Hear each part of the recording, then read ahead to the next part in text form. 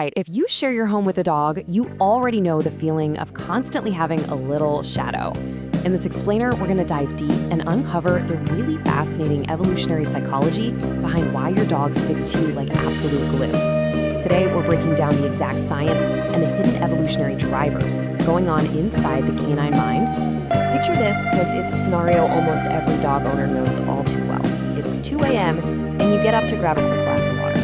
You don't call for your dog, you're not making a ton of noise, you don't even think about it. But by the time you reach the kitchen, there he is, just sitting quietly by your feet, keeping a close eye on the hallway you just walked through. We all know the classic bathroom door dog, right? The one staring at you while you're trying to have a private moment, or the kitchen shadow who's just praying you drop a French fry.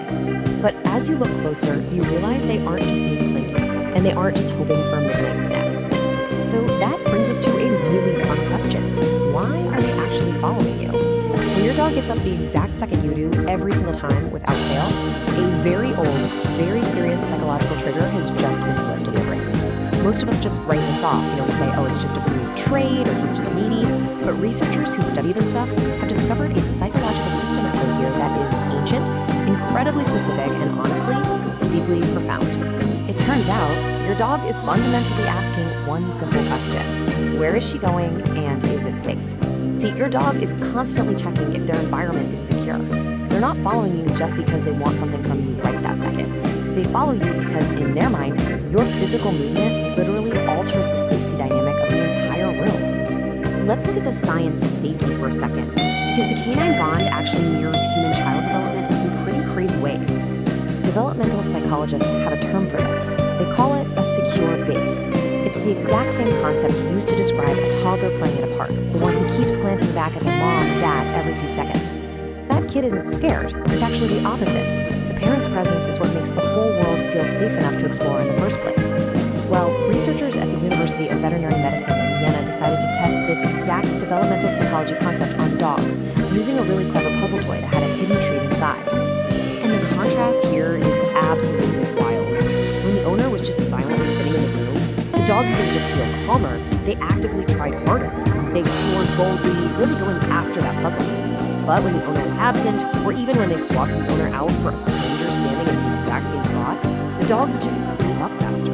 They totally lost their confidence. It proves that a dog's courage to face a difficult task is hardwired directly to their specific person being nearby.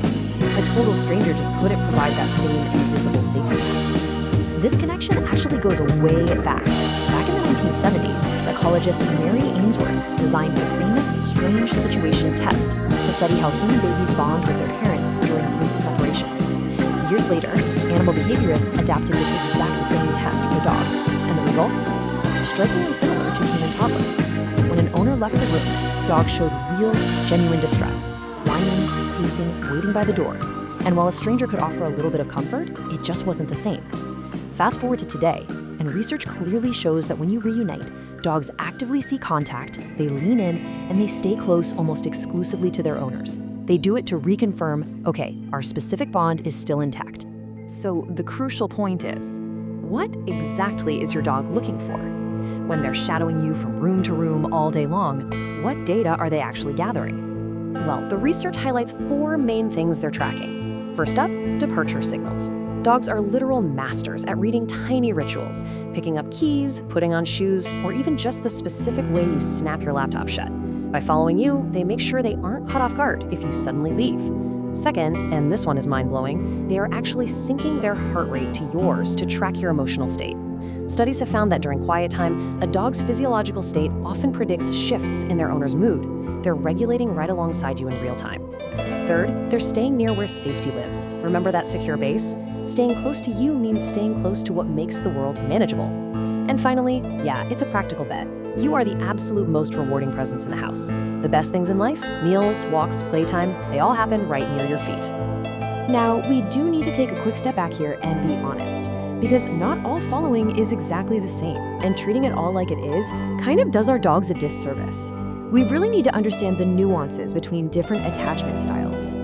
There is a vital distinction to make here. A securely attached dog checks in and follows you because they want to. But, crucially, they can happily go nap alone or chew a toy in the living room while you take a shower. Insecure or anxious attachment is a whole different ballgame. This is the dog who completely panics within minutes of you leaving. They might become destructive, scratch at doors, and they simply never settle unless they are physically touching you. Researchers note that insecurely attached dogs actually lack the normal comfort-seeking response when you come back. That switch just doesn't fire the way it should to calm them down. Knowing that distinction really reframes our entire goal as dog owners. We want to cultivate a bond where they trust that they're going to see us again. Step back from the science for just a second and look at what's actually happening underneath all those jokes we make about our Velcro dogs.